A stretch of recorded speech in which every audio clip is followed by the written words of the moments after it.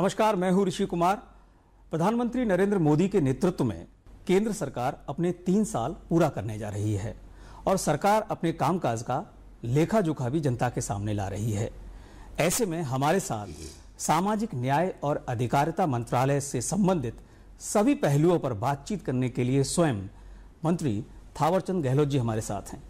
जिस तरीके से आपके मंत्रालय है, सबकी निगाहें आपके मंत्रालय पर रहती हैं, क्योंकि आपका मंत्रालय एक ऐसा मंत्रालय है जो आम जन, खास तौर से ऐसे जो वंचित हैं, पिछड़े हैं, जिन्हें समाज की मुख्य धारा में लाने की जिम्मेदारी है, उनके लिए काम करता है। तो सबसे पहला सवाल मेरा आपसे सर यही रहेगा कि आपके मंत्रालय का मैंडेट क्या है? मेरे मंत्रालय में अनुसूचित जाति, जनजाति, पिछड़ा वर्ग, ऐसा वर्ग जो गरीबी रेखा से नीचे जीवन यापन करने वाला परिवार है, उन सबके सामाजिक, आर्थिक, शैक्षणिक, राजनीतिक विषमताओं को दूर करना और उनके कल्याण की योजनाओं को जो बनी हुई है उसको आगे बढ़ाना, उस पर अमल करना और उनके स्तर में सुधार करना, ये मुख्य रूप से उद्देश्य है। नरेंद्र मोदी साहब प्रधानमंत्री बने उसके बाद इन वर्गों के हित संरक्षण को उन्होंने सर्वोपरि ध्यान में रख करके एक नई अनेक कार्य योजनाएं बनवाई और प्रारंभ में ही उन्होंने कहा था प्रधानमंत्री बनने के तुरंत बाद कि नरेंद्र मोदी जी की सरकार गरीबों को समर्पित सरकार है, गरीबों के उत्थान की सरकार है, सबका साथ सबका विकास करने वाली सरकार है। और तब से इस प्रकार की कार्य योजनाएं बनी है जो ऐसे लोगों को फायदा पहुंचाने की है। और इस साल गरीब कल्याण वर्ष मनाने का भी निर्णय भारत सरकार ने लिया है। मैं अगर ये कहूं कि अनुसूचित जाति वर्ग के लोगों के साथ जो अन्याय अत्याचार की घटनाएं होती है वो नहीं हो, और अगर हो गई तो तुरंत अपराधियों को सजा मिले, इस प्रकार की व्यवस्था को मजबूती देने के लिए बहुत पहले से जो अनुसूचित जाति जनजाति अत्याचार निवारण अधिनियम बना हुआ था 1989 से जी। उसमें संशोधन किए हैं और संशोधन करके ऐसे अपराध जिसके कारण अनुसूचित जाति और जनजाति वर्ग के लोग प्रताड़ित होते थे, परंतु वो अपराध की श्रेणी में नहीं होने के कारण, उसमें परिभाषित नहीं होने के कारण ऐसे अपराधियों को दंड देने की कोई व्यवस्था नहीं थी। इस संशोधित कानून में उनका प्रावधान हुआ है और एक सबसे बड़ा प्रावधान उसमें यह हुआ है कि अभी तक ये नया कानून संशोधन होकर के लागू हुआ, उसके पहले तक एक प्रावधान था कि आईपीसी की धाराओं में 10 साल से अधिक की सजा का प्रावधान जिसमें था या है, उन्हीं धाराओं में किसी के खिलाफ अपराध दर्ज हुआ है और वो अनुसूचित जाति वर्ग के साथ प्रताड़ित करने की घटना से संबंधित रहा है या मर्डर कर दिया, बलात्कार कर दिया या इस प्रकार की कोई गंभीर अपराध कर दिया जो 10 साल से अधिक की सजा के प्रावधान के अंतर्गत आते थे, उसी पर यह एक्ट लागू होता था। अब वो सीमा समाप्त होकर के आईपीसी की किसी भी धारा में अगर इन वर्गों के साथ कोई आपराधिक घटना होती है तो जो प्रावधान हुआ है उसके अंतर्गत उनके खिलाफ केस चलेगा और दंड भी मिलेगा और पीड़ित परिवार को न्याय भी मिलेगा। आप मानते हैं कि ये एक डेटरेंट स्ट्रांगली बन पा रहा है? क्योंकि जिस तरीके से इस कानून को लेकर सरकार आगे आई है, आपने संशोधन किया पार्लियामेंट के जरिए, लेकिन इसका विरोध भी कहीं ना कहीं देखने को मिलता है। उस विरोध में की जड़ में आप किस मूल सोच को देखते हैं? देखो, यदा कदा इसका दुरुपयोग होने की भी शिकवा शिकायतें मिली है। एफआईआर दर्ज हो गई, झूठी दर्ज करा दी, तब इसका विरोध होता है कि साहब हमारे ऊपर जो एफआईआर दर्ज की गई है वो झूठी है परंतु एक बार एफआईआर दर्ज हो जाती है तो फिर निर्णय न्यायालय के अधिकार क्षेत्र में ही होता है। जब निर्णय हो जाता है और न्यायालय किसी निष्कर्ष पर पहुंचता है कि इसमें इसका दुरुपयोग हुआ है, तो आईपीसी की धाराओं में यह प्रावधान भी है कि अगर किसी ने झूठी रिपोर्ट दर्ज करा के किसी को परेशान करने की कोशिश की तो उनके खिलाफ भी केस वगैरह चलाने की व्यवस्था है। ये कानून बनाने के बाद भी कई जगह छुटपुट यदा कदा जो अपराध नहीं होना चाहिए उस प्रकार के अपराध की जानकारी मिलती है, उसकी भी कई बार रिपोर्ट होती है, कई बार नहीं भी होती है। और कई बार प्रशासनिक अधिकारी सचेत होकर के उसकी रोकथाम के लिए पहले से ही उपाय कर लेते हैं। कुल मिलाकर के लीगली और व्यवहारिक दोनों बातों की ओर ध्यान देकर के ये जो गड़बड़ियां होती थी उसको रोकने का प्रयास किया है और उसमें कुछ सफलता मिल रही है।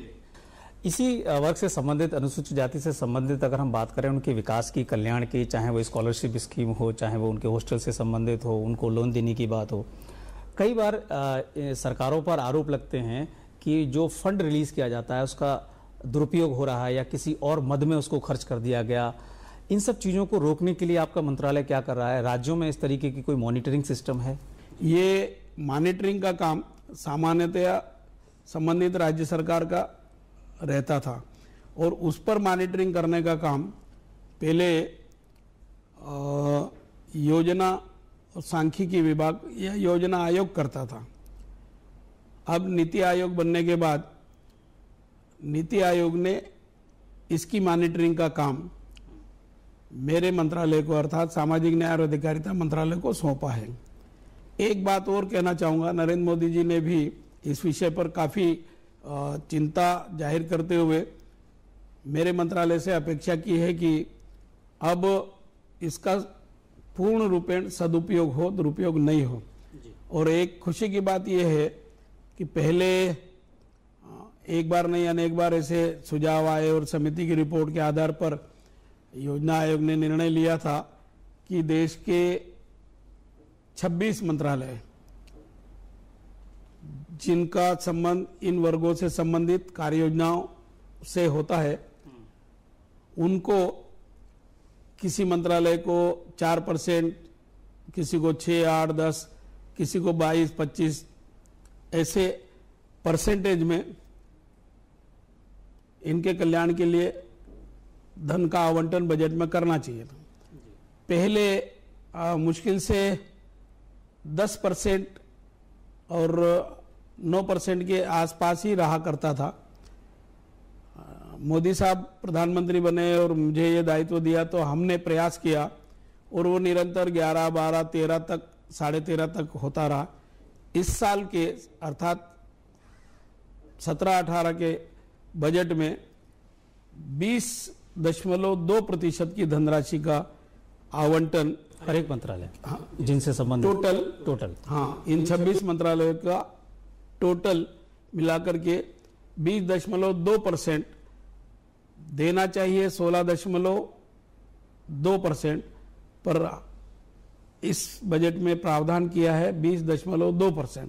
यानी नरेंद्र मोदी जी की सरकार ने इनके कल्याण के लिए ये ऐतिहासिक निर्णय लिया है और जो अपेक्षा थी उस अपेक्षा से कई गुना धनराशि का प्रावधान किया है और हम प्रयास करेंगे कि इस धनराशि का सही उपयोग हो और पूरा उपयोग हो। थावरचंद जी, हम ब्रेक पर जाने से पहले एक सवाल आपसे पूछना चाहेंगे। जिस तरीके से आवंटन होता है, स्कीम्स हैं, कानून है, एक बार इस तरीके का माहौल देखा जाता है, कई बार सवाल उठते हैं, क्योंकि मैं चाहता हूं हर चीज़ का आज इस तरीके का स्पष्टीकरण हो जाए कि अपीजमेंट की पॉलिसी तो नहीं है या सशक्तिकरण की पॉलिसी है। तो सशक्तिकरण और अपीजमेंट में आप कोई डिफरेंस देखते हैं? आपका मंत्रालय किस पर जोर देता है? तुष्टीकरण का सीधा सीधा अर्थ मैं जो समझता हूं वो ये है कि नियम, कानून, कायदे, योजनाएं बनी हैं, उनसे हटकर किसी व्यक्ति विशेष को या वर्ग विशेष को मदद करने का काम करना, नियम, कानून, कायदे को ताक में रख के करना, ये तो हो गया तुष्टीकरण और उनके अधिकारों का संबंधित वर्ग के लोगों को सुअवसर देना, ये हो गया उनके सशक्तिकरण का प्रयास। तो नरेंद्र मोदी साहब की सरकार इन सब वर्गों से संबंधित लोगों का सशक्तिकरण करने के लिए तत्पर है, बिना किसी तुष्टीकरण के। बिना किसी तुष्टीकरण के। हम थावरचंद जी के साथ बातचीत को आगे बढ़ाएंगे। बहुत महत्वपूर्ण बातें बता रहे हैं और खासतौर से मंत्रालय से संबंधित उन बातों को रख रहे हैं जो देश की जनता को जानना जरूरी है। फिलहाल एक ब्रेक ले लेते हैं, जल्द लौटते हैं।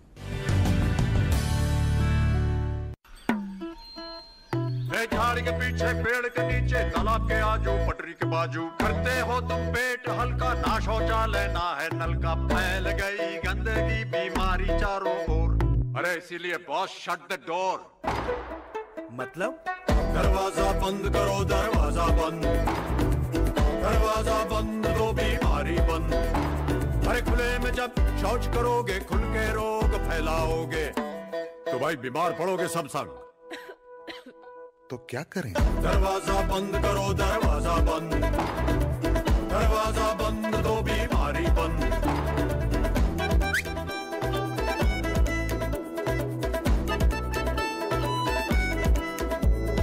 बात समझ में आई तो ही लाओ अपनी मुंडी, शौच करना है तो बंद करो भाई कुंडी। शौचालय का उपयोग कीजिए और भारत को स्वच्छ बनाइए।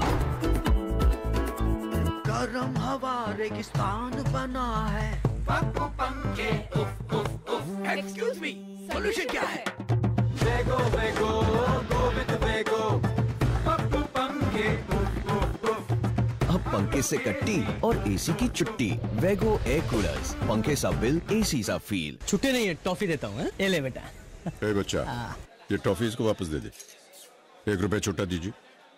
इसे रखिए, ये 1 रुपए बड़े काम की चीज है। प्रधानमंत्री सुरक्षा बीमा योजना है। इसमें हर महीने अगर आप केवल 1 रुपए के हिसाब से यानी सालाना 12 रुपए भरते रहें, तो भगवान न करे कभी आपके साथ दुर्घटना हो जाए, आप विकलांग हो जाए, कोई अनहोनी हो जाए, तो आपको और आपके परिवार को इस बीमा योजना के तहत 2 लाख रुपए धनराशि मिल सकती है। तो आज ही इस योजना से जुड़ें।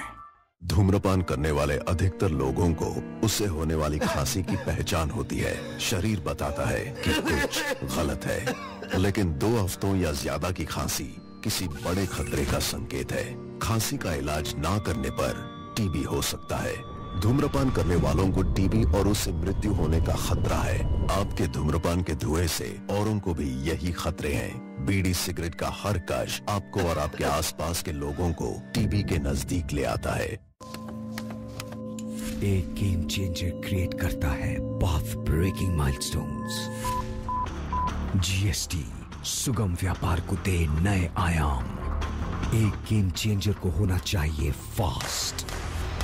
जीएसटी एक सरल और बेहतर टैक्स सिस्टम। गेम चेंजर वो है जो बदले आपकी तरफ दुनिया का नजरिया।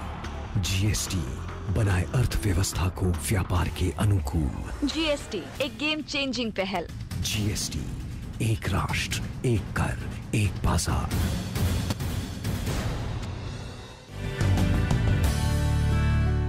ब्रेक के बाद आपका एक बार फिर से स्वागत है। हम बात कर रहे हैं सामाजिक न्याय और अधिकारिता मंत्री थावरचंद गहलोत के साथ। आपसे बात हुई अनुसूचित जाति से संबंधित, लेकिन एक बहुत ही ज्वलंत मुद्दा आज देश में अभी भी मौजूद है जिसके लिए आपका मंत्रालय काम कर रहा है, और वो है हाथ से मैला ढोने की जो प्रथा को लेकर जो व्यवस्था है, कानून है, प्रयास किए जा रहे हैं, लेकिन आज भी कुछ न कुछ देखने को मिल जाता है। आपका कमेंट क्या है उस पर सर? हाथ से मेला ढोने वाली प्रथा एक अभिशाप थी। हर कोई इस प्रथा को समाप्त करना चाहता था। 2013 दिसंबर में भारत की संसद ने इस प्रथा को समाप्त करने के लिए एक कानून बनाया और साल भर की छूट राज्यों को दी थी, और ये अपेक्षा की गई थी कि दिसंबर 2014 तक हाथ से मेला ढोने वाली प्रथा के अंतर्गत जो भी लोग काम करते हैं उनको उस धंधे से मुक्त कराना। तो 13 राज्यों से हमारे पास जानकारी आई कि उनके राज्यों में लगभग 12,775 के आसपास हाथ से मेला ढोने वाली प्रथा के अंतर्गत काम करने वाले लोग हैं। अच्छा, स्वीकार किया। हाँ, तो हमने उससे मुक्ति दिलाने के लिए जो योजना बनाई है कि हम ऐसे व्यक्ति को 40,000 एक मुश्त, चूंकि उसका वो धंधा छुड़ा रहे हैं तो आर्थिक सहायता देंगे और उसको कौशल प्रशिक्षण देंगे। तो 13,775 के लगभग वो जानकारी आई और हमने लगभग 12,000 को अभी तक जो आइडेंटिफाई हो गए, जिनकी लिस्ट हमारे पास नाम पते सहित आ गई और बैंक अकाउंट सहित आ गई, उनको हमने 40,000 रुपये एक मुश्त धनराशि दी प्रत्येक को, और उसमें से अधिकांश को 6-7 महीने साल भर की ट्रेनिंग भी दी। और मुझे खुशी है जो 1,1200 के आसपास और बचे हैं, उनके पते और अकाउंट नंबर बैंक के हम लेकर के उनको भी ये सुविधा देंगे। आपने जिक्र किया पिछड़ा वर्ग का, पिछड़ा वर्ग से संबंधित अभी एक ज्वलंत मुद्दा रहा, संसद में भी आपने उस पर बयान दिया। पिछड़ा वर्ग आयोग का आप संवैधानिक दर्जा देने जा रहे हैं, इसको लेकर आप बिल लेकर आए, लोकसभा में पास हो गया, राज्यसभा में उसको सेलेक्ट कमेटी में भेजा गया। आप क्या मानते हैं, इस पर राजनीति नहीं होनी चाहिए? सरकार की मंशा बिल्कुल क्लियर है। देखो, राजनीतिक किसी भी जन समस्या के समाधान के लिए जो कानून बनते हैं उसमें बिल्कुल नहीं करना चाहिए। संवैधानिक प्रावधान के दायरे में जो किया जाना चाहिए वो करना चाहिए, और नरेंद्र मोदी साहब की सरकार ने वो करने का काम किया है। सन 55-60 से पिछड़ा वर्ग आयोग को SC/ST आयोग की भांति संवैधानिक दर्जा देने की मांग आती रही, परंतु वातावरण बनते कुछ समय लगा, और वातावरण बनने के बाद भी बहुत पहले ये हो जाना चाहिए था, पर वो नहीं हुआ। मैं उस कारण में नहीं जाता कि क्यों नहीं हुए, पर पिछड़े वर्ग की समस्याओं को हल करने के लिए 1953 में एक काका कालेलकर जी की अध्यक्षता में आयोग बना, 11 सदस्यीय। उन्होंने प्रतिवेदन दिया, जातियों को आइडेंटिफाई करके उनके उत्थान के लिए प्रतिवेदन दे दिया था 1955 में, पर उस पर कोई विशेष ध्यान जो देना चाहिए था वो नहीं दिया गया। फिर बाद में एक मंडल कमीशन और बन गया 78-79 में, उसने भी अपना प्रतिवेदन 80 में दे दिया था, पर लंबे समय तक उस पर कार्रवाई नहीं हुई थी। वीपी सिंह साहब जब देश के प्रधानमंत्री बने तो मंडल कमीशन की रिपोर्ट पर उन्होंने निर्णय किया और 27% आरक्षण का प्रावधान किया और जातियां लिस्टेड हुई। अब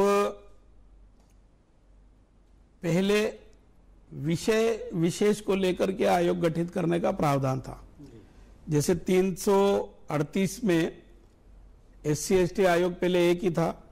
अटल जी की सरकार बनी तो उन्होंने महसूस किया कि दोनों की समस्याएं अलग अलग है और इनकी संख्या इतनी ज़्यादा है कि शिकवा शिकायत का समाधान करने में आयोग को बहुत विलंब होता है, इस कारण से समय पर न्याय नहीं मिलता, तो उन्होंने ST आयोग अलग बनाया।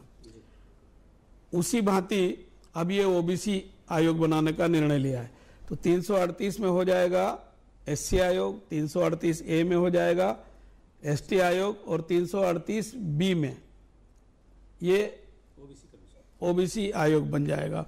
और ये आयोग बनेगा तो उसको संवैधानिक दर्जा प्राप्त हो जाएगा। पहले 339 में ST वर्ग के लिए और 340 में OBC वर्ग के लिए विषय विशेष को लेकर के आयोग गठित करने का प्रावधान होने के कारण समय समय पर ये आयोग जो मैंने बताया ये बने हैं, पर उनका स्थायित्व नहीं था। स्थायित्व नहीं होने के कारण जो विषय उनको दिया वो समाप्त हो गया, तो उसकी अवधि भी समाप्त हो गई। अब आयोग स्थायी रहेगा। समयावधि 3 साल की रखेंगे, 2 साल की रखेंगे, 3 साल के बाद की भी होगी। तो जब तक के लिए आयोग गठित होगा, वो मान लो समयावधि पूरी हो जाएगी तो भी आयोग बरकरार रहेगा।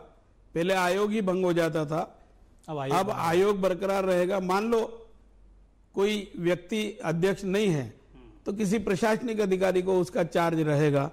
आयोग 12 महीने 32 घड़ी रहेगा, ये एक फायदा रहेगा। पहले वाले आयोग को समस्याओं को सुनने का अधिकार नहीं था, तो वो अधिकार इनको मिलेगा। पहले ये अनुसूचित जाति की तरह जो आयोग पिछड़े वर्ग की समस्याएं आती थी, शिकायतें आती थी, वो एससी आयोग सुनता था। अब वो ओबीसी आयोग ही सुनेगा, और ओबीसी आयोग को भी ये सुनवाई के दौरान लोगों को गवाह सबूत के लिए बुलाने के लिए सिविल न्यायालय के जो अधिकार एससी एसटी आयोग को है, इसी प्रकार के अधिकार इनको होंगे। इसका फायदा ये होगा कि पिछड़े वर्ग से संबंधित लोगों की समस्याओं का समाधान होगा, उनको न्याय मिले में सहायता मिलेगी, और संवैधानिक दर्जा होने के कारण इसका प्रभाव बढ़ेगा, और प्रभाव बढ़ेगा तो जिस उद्देश्य से ये मांग की जा रही थी उस उद्देश्य की पूर्ति होगी। एससी एसटी आयोग की भांति ये भी सशक्त आयोग के रूप में काम करेगा। थावरचंद जी, समय कम है लेकिन मुद्दे बहुत ज़्यादा हैं। आपका मंत्रालय इतने सारे लोगों के लिए काम करता है।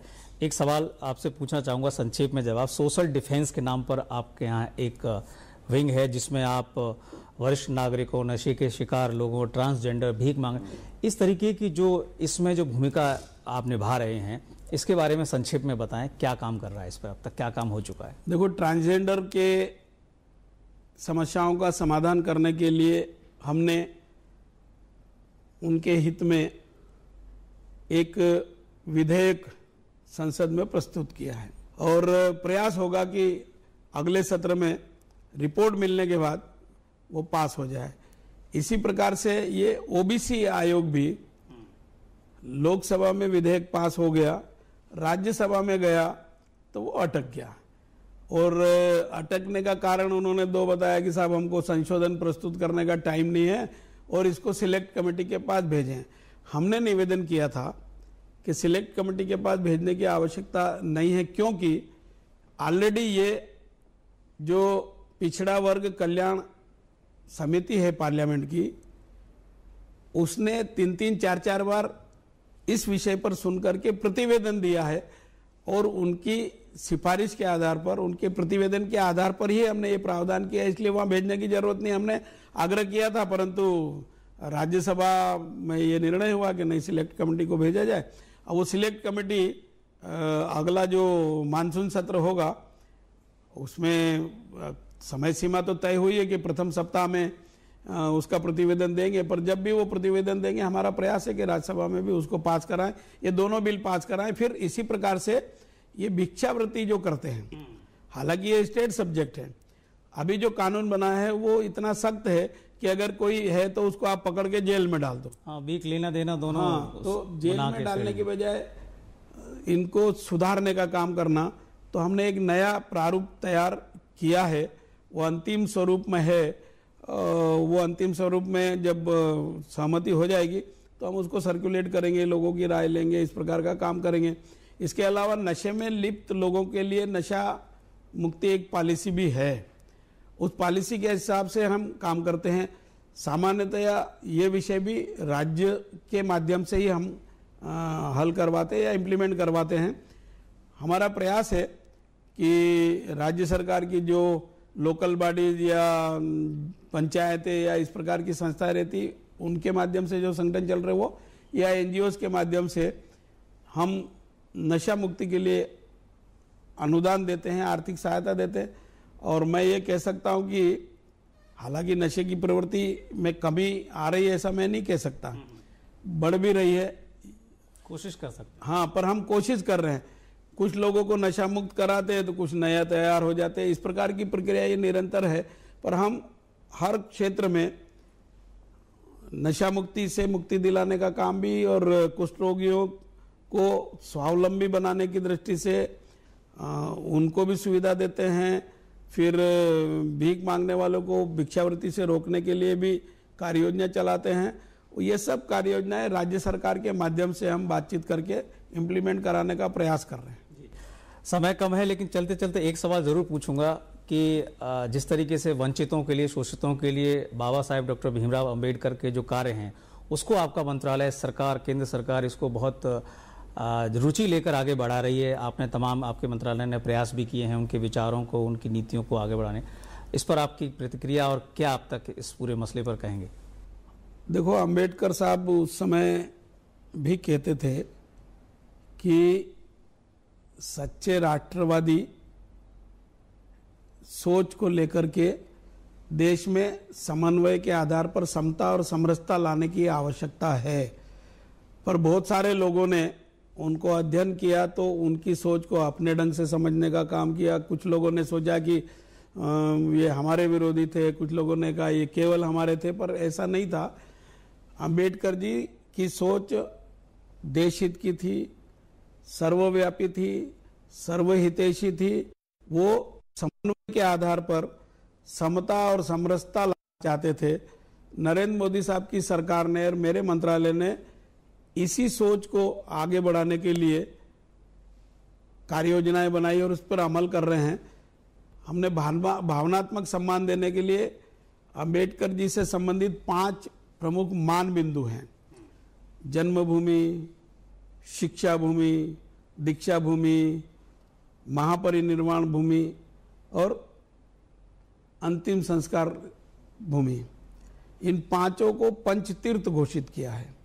कुल मिलाकर हम ये सोच देशवासियों के गले उतारने की कोशिश कर रहे हैं कि अंबेडकर जी देशभक्त थे, देश हितैषी थे, देश को सर्वोपरि मानते थे और देश में अलगाववाद की बजाय समन्वयवाद के आधार पर समता और समरसता का वातावरण लाने के लिए सबको एक साथ आने की आवश्यकता है और जो विषमताएं हैं उनको दूर करने की आवश्यकता है।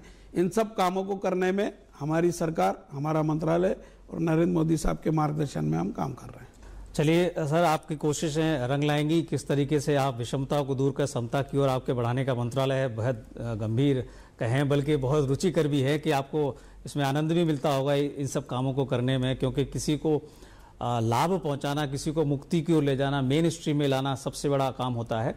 आपने दूरदर्शन न्यूज़ को समय दिया, हमसे बात की, आपका बहुत बहुत शुक्रिया।